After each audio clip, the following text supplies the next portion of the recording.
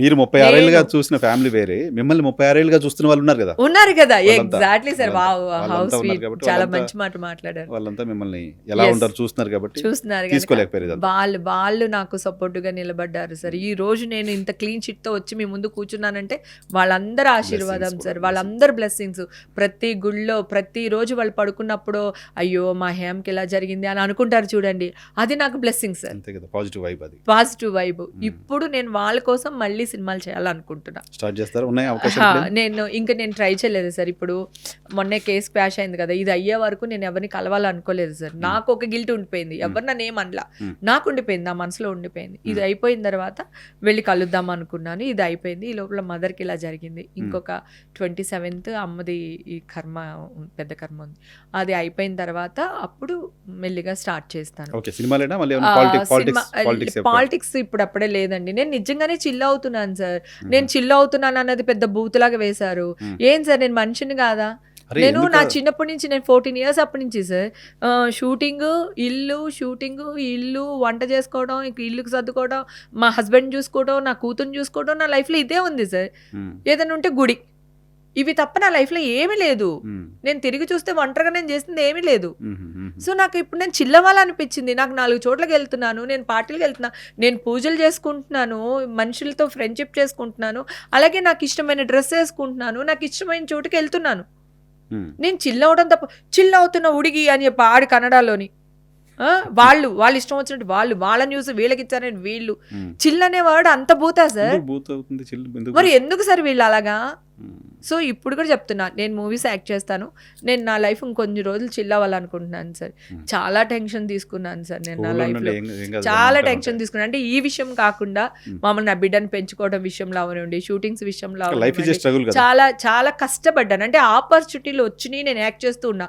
ఒక్కోసారి నిద్ర పట్టేది కాదు, మళ్ళీ పొద్దునే లేచేదాన్ని, మా ఇంట్లో వాళ్ళందరికీ వంట చేసి, టిఫిన్లు చట్నీలు నేను చేసి, మళ్ళీ రాత్రికి డిన్నర్ చేసి పడుకుని, మళ్ళీ పొద్దున్న 6 గంటలు లేచి మళ్ళీ ఇదే రొటీన్, మళ్ళీ షూటింగ్, డైలాగులు, కెమెరా, లైట్స్, అవే నా జీవితం. నేను హ్యాపీగా ఎంజాయ్ చేస్తున్నాను సార్. నేను ఇప్పుడు ఎవరికి రెస్పాన్సిబిలిటీ లేదు, నేను ఎవరికి చెప్పనవసరం లేదు. దిస్ ఈజ్ మై లైఫ్ కదా, నా లైఫ్, నా ఇష్టం. నేను చిల్ అవుతున్నాను, నేను వెళ్ళాలన్న చోటుకి వెళ్తున్నాను, నేను కట్టుకోవాలనుకున్న బట్టలు కట్టుకుంటున్నాను, నేను వెళ్ళే చోటుకి వెళ్తున్నాను. సో మీరెవరు నన్ను క్వశ్చన్ చేయడానికి లేదు. పాలిటిక్స్ లేదు సార్, అదే చెప్పబోతున్నాను, దానికోసం ఇదంతా మాట్లాడింది నేను. అయితే ఇంకా నా మైండ్ అంతా ఇప్పుడు సినిమాలు చేద్దాము, నా లైఫ్ని కొన్ని రోజులు ఎంజాయ్ చేద్దామని ఉంది సార్. సో ఈ ఎంజాయ్మెంట్ మూడు ఒక్కసారి కట్ ఆఫ్ అయిపోతే నేను బ్రెయిన్లో ఒకటి పెట్టుకుని నేను ఒకటి చేయలేను.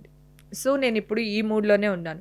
సో ఇది అయిపోతే అది 1 year పట్టచ్చు, 2 years పట్టచ్చు, 4 years పట్టచ్చు, నాకు తెలీదు. నాకు ఇంకా వద్దు, నేను ప్రజలకు సేవ చేయాలనుకుంటున్నాను, మంచిగా వెళ్దాము సపోర్టుగా అని నాకు అనిపించిన రోజున మొత్తం ఇది నేను ఏదైతే మాట్లాడుతున్నానో, నా మైండ్లో ఏవైతే ఉన్నాయో ఇవన్నీ ఇక్కడే వదిలేస్తాను సార్.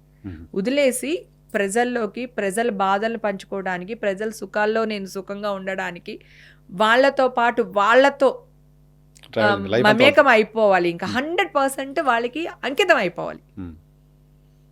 అప్పుడు నేను రాజకీయాల్లోకి వెళ్తాను సార్. ఆ తర్వాత మళ్ళీ నేను చిల్ అవుతున్నానో, లేకపోతే మా ఇంట్లో మా ఆయనకి వండి పెడుతున్నాను, నా కూతురికి ఏదో చేస్తున్నాను అని కాకుండా, నేను ప్రజల్లో ఉన్నాను, ప్రజలకు చేస్తున్నాను, తెల్లారు లెగిస్తే ప్రజలు, రాత్రి పడుకుంటే ప్రజలు, అలా ఉండాలి సార్. అప్పుడు నేను రాజకీయాల్లోకి వెళ్తాను. సో అటు సగం ఇటు సగం ఉండొద్దు, క్లియర్గా ఉండాలి, చాలా క్లియర్గా ఉండాలి. నాకు రాజకీయం అంటే ఇష్టం, ప్రజలతో ఉండాలంటే ఇష్టం, నాకు చాలా ఇష్టం అన్నమాట.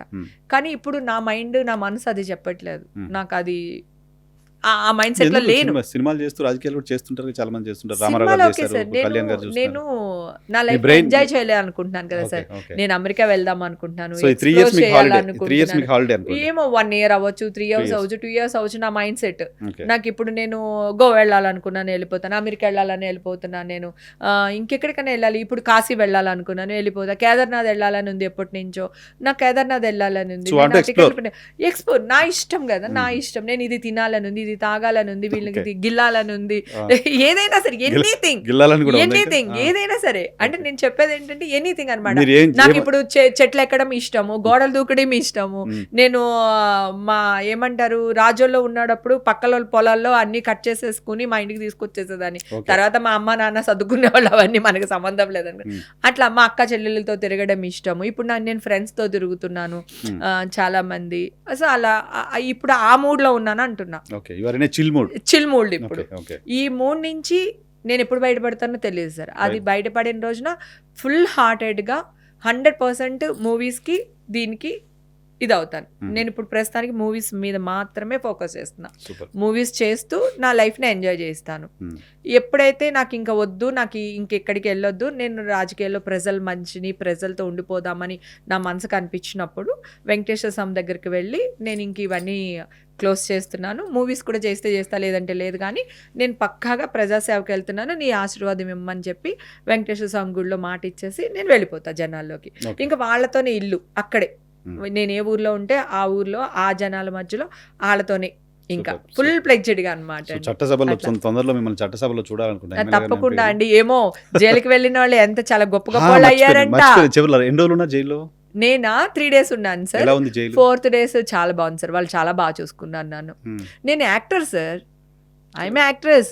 నేను అడుక్కు తినేదానిలాగా చేస్తాను, ముద్దాయిలాగా చేస్తాను, లాయర్ గా యాక్ట్ చేస్తాను. 3 రోజులు క్యారెక్టర్ జైల్లో పడింది అనుకున్నాను, అంతే అయిపోయింది. కానీ వాళ్ళందరూ చాలా బాగా చూసుకున్నారు సార్. కానీ నా ధైర్యం ఏంటంటే నేను తప్పు చేయలేదు కదా. తప్పు చేయలేదు, నేను ఎందుకు భయపడాలి? జైలు అంటే ఎందుకు భయపడాలి? జైలుకి వెళ్ళిన వాళ్ళు అందరూ తప్పు చేసినట్టు కాదు కదా. అదే సార్, హ్యాపీగా ఉన్నాను. పాప జైలర్ అమ్మగారు, అక్కడ డాక్టర్లు అందరూ నాకు వాళ్ళు ఏ తెచ్చుకుంటే పాపం వాళ్ళ బాక్స్ లో నాకు షేర్ చేసేవాళ్ళు, నన్ను బాగా చూసుకున్నారు. లోపల ఉన్న వాళ్ళు అందరూ నాకు సడన్ గా తీసుకెళ్లారు కదా సార్. నాకు ఇన్ఫర్మేషన్ లేదు కదా, నేను ఒక్కదాన్నే వెళ్ళాను కదా. సో ఎవరైతే నన్ను అరెస్ట్ చేశారో ఆ పోలీసులే నాకు మందులు కొనిచ్చారు, వాళ్ళే నాకు బొట్టు బిళ్ళలు కొనిచ్చారు, అన్ని వాళ్ళే పాపం వాళ్ళే ఏడుస్తున్నారు సార్. నాతో వచ్చిన వాళ్ళు వాళ్ళే బాధపడ్డారు. వాళ్ళు కూడా ఇదే అంటున్నారు, because of media madam, because of media madam. ఇదే మేడం, వాళ్ళకి తెలుగు రాదు, వాళ్ళు కన్నడ వాళ్ళు కదా, వాళ్ళు పాపం వాళ్ళ భాషలో అది మాట్లాడుతూ ఉంటారు. నన్ను అదేం డౌన్ చేయలేదు సార్. వాళ్ళ ప్రేమ అభిమానం మాత్రం బాగా చూపించారు సార్. అయితే నేను జైల్లో ఉన్నప్పుడు ఈషా వాళ్ళకి కాల్ చేయడానికి అవకాశం ఉన్నప్పుడు ఏంటంటే జైల్లో ఉన్న పిల్లలకి డైపర్సు, పాలు డబ్బాలు, ఫ్రూట్స్ అవన్నీ పాప చేత తెప్పించి వాళ్ళందరికి ఇచ్చేదాన్ని. ఉన్న 4 రోజులు 3 రోజులు ఖచ్చితంగా ఉన్నాను. 4వ రోజు బయట పోలీసులు తీసుకుని వెళ్ళారు, వాళ్ళు బయటే పెట్టారు. నెక్స్ట్ డే కోర్టుకి వచ్చేసాను, కోర్టు నుంచి ఇంటికి వచ్చేసాను అంతే. ఒక 3 days. అంటే ఎందుకు 3 days అంటే హాలిడే కాదండి, ఒక్కసారి శిక్ష పడిన తర్వాత 3 days కంపల్సరీ ఉండాలి. 14 days ఉంటుంది, లేదండి 3 days లోనే నన్ను తెచ్చేసారు. కోర్టులో మేము వేస్తూనే ఉన్నాం కదండి, లాయర్ వేసేటప్పటికి వాళ్ళు కోర్టుకి తీసుకొచ్చారు, బెయిల్ వచ్చేది. అంటే నేను ఏ తప్పు చేయలేదు, వాళ్ళ దగ్గర ఏమి లేదు, ఎవిడెన్సెస్ కదా. వాళ్ళు ఎంక్వైరీ చేసుకున్నారు, ఎంక్వైరీ చేసుకుని వచ్చేసానండి. రైట్ అండి, స్ట్రాంగ్ గా ఉండండి. డెఫినెట్ గా మాట ఇచ్చినట్లుగా ఏడవకండి ఎక్కడ. అంటే నాగార్జున గారు, చిరంజీవి గారు అంటే వాళ్ళు నా ప్రాణం సార్, అందుకని అలా ఎమోషన్ అయిపోయింది. కానీ ఏడను, ఐఎమ్ స్ట్రాంగ్. ఎమ్మెల్యేనో ఎంపీగా ఉండి చట్టసభలోకి వెళ్ళాలని కోరుకుంటూ థ్యాంక్ యూ వెరీ మచ్. తప్పకుండా అండి, తప్పకుండా. థ్యాంక్ యూ అండి, థ్యాంక్ యూ. హేమ గారితో స్పెషల్ పాడ్కాస్ట్ చూస్తూనే ఉండండి ఈ టీవీ.